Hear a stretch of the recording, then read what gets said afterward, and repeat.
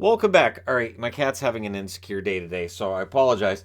But I wanted to talk about Bally's yet again. So the Bally's issue has come up again because they announced yesterday, the company that owns Bally Sports, that they will not make a $140 million interest payment that was due. They're entering into a 30-day grace period, and there's talk of reshuffling and reorganization, and basically they're going bankrupt. The 30-day grace period will lead into the official bankruptcy filing. Now, if your team's logo's on the board, they're part of the Bally's network. So you've got Anaheim, LA, Arizona, Dallas, Minnesota, Nashville, St. Louis, Detroit, Florida, Tampa Bay, Carolina, and Columbus. And if you're in the Anaheim viewing region, you know that you have to have a tail on the puck for any power play, even if they're killing the penalty, and you have to have the names of the player attached to their head. And it's distracting. There's always something that's a little bit distracting with certain broadcasts, but I have to say Anaheim takes the cake right now with what is going on here. Why is there a tail on the puck? So one thing that always comes up with this kind of thing is blackouts, right? So you may not be able to see these teams anyways because you may not have the Bally networks. You may very well be blacked out. This is something that the NHL, I don't think they're proactive enough about.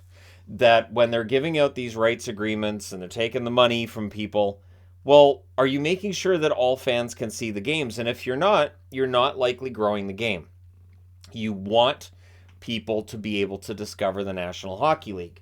Now, blackouts are mandated by the NHL, and basically it's only people in certain regions are allowed to watch. So for me personally, I'm allowed to watch certain games because I'm outside of those regions. So if you're in Manitoba and you want to watch a Jets game, you can't watch it on a Sportsnet Now unless you watch it on TSN because Sportsnet Now doesn't have the rights to the regional ones, only the national ones.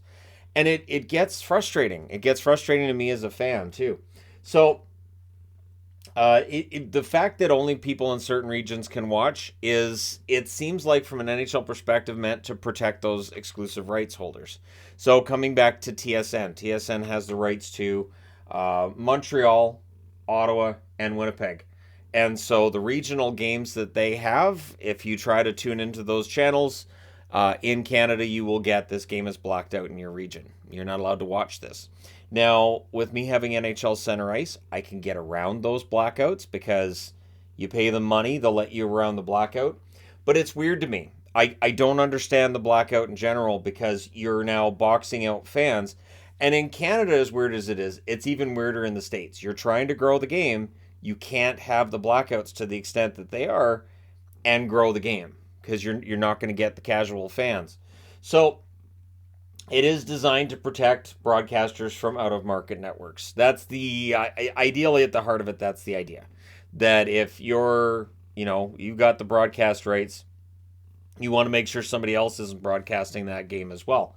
That doesn't really happen though with the National Hockey League. Like it's not like in most cases, unless it's Toronto against Winnipeg, and then you might have the Toronto TSN or Toronto Sportsnet, and again that might be blacked out in your region.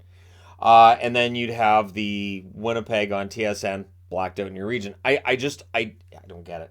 But at any rate, the interesting part too is that the NFL seems to be a little bit ahead on this in that a lot of their blackouts are to do with attendance. So if attendance isn't very high, which I mean, I've never really quite understood that either. Like, okay, so if it's a sellout, I can watch it. But if it's not a sellout, if people don't want to go and watch the team, how does keeping them off TV make people want to go and watch the team?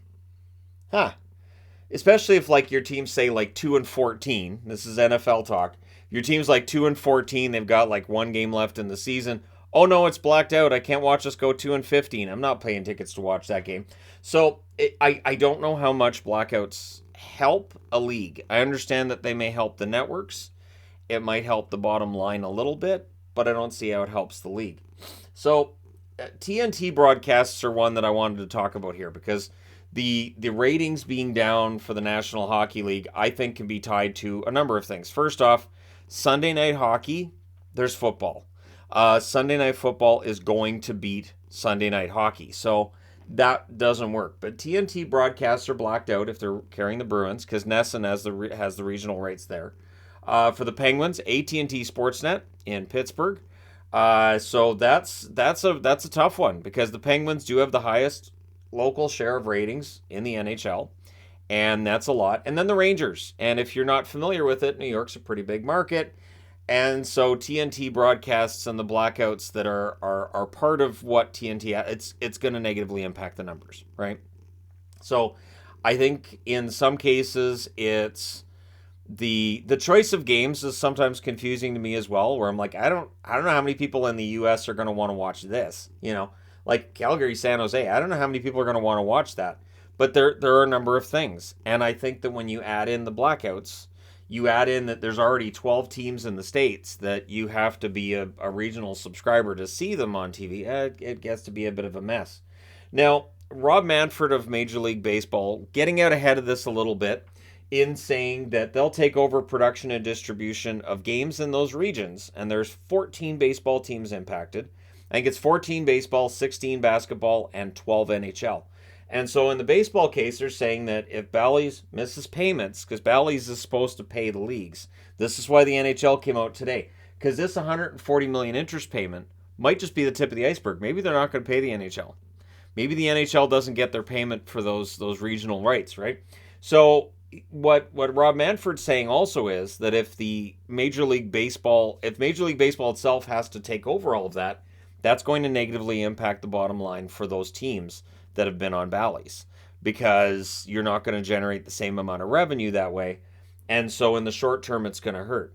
The National Hockey League, if they really and seriously want to get bigger and they want to increase their audience, the simple way to do that is make the product accessible to everyone at all times. So they use hockey is for everyone as this phrase all the time, and always hockey is for everyone, hockey's for everyone. Unless you want to watch hockey, in which case it may not be for you because you haven't paid for this or for that package, and it just kind of turns into a mess. Now, for me personally, as I said a couple weeks ago, I'm down in the States. No. Basically, no.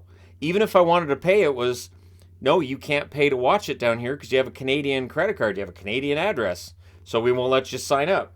So it's telling me you're a Canadian, you can't watch hockey down here unless you're watching on the illegal streaming sites. You're not allowed to watch it because the hotel we were in, there was no NHL network. There was no access to an NHL game.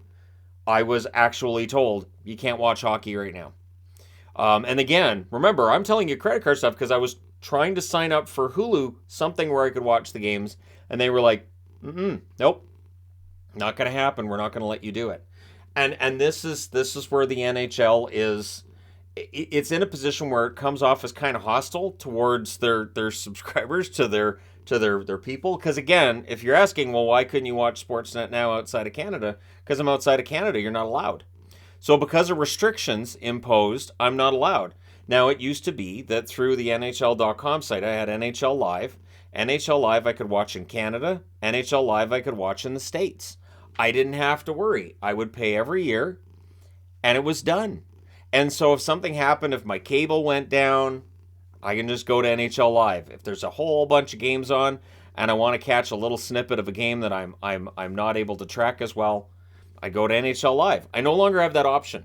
So the NHL has actively made it so it's more difficult to find their product, and they've made it so that it's more expensive for that product. So yes, the league will make about $6 billion this year. They'll be very happy. Everyone will glad hand and talk about how great they are and how smart everybody in the NHL is. But the actual growth the league is looking for, I think, is elusive in part because of the broadcasting model, and it doesn't work. And if the answer is, well, the other leagues do it, well, so what? Be a trailblazer. Find some other way to make this work. Find some way to make it so that people can watch every game. I'm not the only person, and before I had a channel, I loved watching every game. I would pay for NHL Center Ice way before I had a channel because I enjoyed watching out-of-market games. I loved watching games between two teams where I had no emotional investment in that game. I just enjoyed the hockey. And it's a big part of this channel being where it is now that I just enjoy watching hockey. I don't care if I have an emotional investment in it.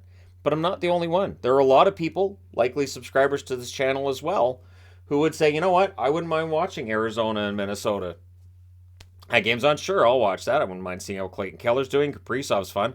I don't live in a region where these guys are. I don't really necessarily cheer for these teams, but it's fun to watch. And then the NHL gets that viewer and might be converting new fans as well with that kind of setup. And it kind of feels like, and I've talked about this recently as well, that with the money lost in 2020, they have been so cravenly desiring to make up for that money lost that I think they're hurting their product. And I think they've actively hurt your ability to find said product and consume it. So I don't know what the fix is here. And I think regional sports networks, while they're good, and I'm not saying to put anybody out of business, absolutely not suggesting that. Why don't we make it so it's more accessible to everybody, right? You want the league to grow, make it the most accessible league. Sell it on that. Sell it on the idea of, oh, to watch these leagues, you're going to have to pay this amount. Oh, you got regional blackouts, not in the National Hockey League. We don't have that. You can watch whatever you want, whenever you want, and make it so you can watch it all through the app. Make it so you can watch it all through the NHL app. Make it so you don't need cable, the whole bit, because there's a lot of people who don't have cable. This is another part of the problem that I talked about not too long ago, where people are just opting out of cable. So then you're in this muck and mire of all of the streaming that there is out there and all the different streaming services, and you're competing with that. Best way to compete with that is make it more accessible. Make it more accessible to everybody, and I think we would have a better product as well. But I'd be interested to know your thoughts in the comment section below as always. No, I do not expect the NHL to change their mind on any of this. But let me know your thoughts. Don't forget to hit like and subscribe. If you're browsing your way through, you just happened upon this video. You would think she'd want down, but you'd be wrong. At any rate, thank you guys so much for watching, for all your time, and I hope the NHL finds a solution that will allow people to watch its product a little more regularly, that will actually increase ratings and make it more accessible. So there you go. Thank you guys so much for all your support. From me and from Bear here, I will talk to you again soon.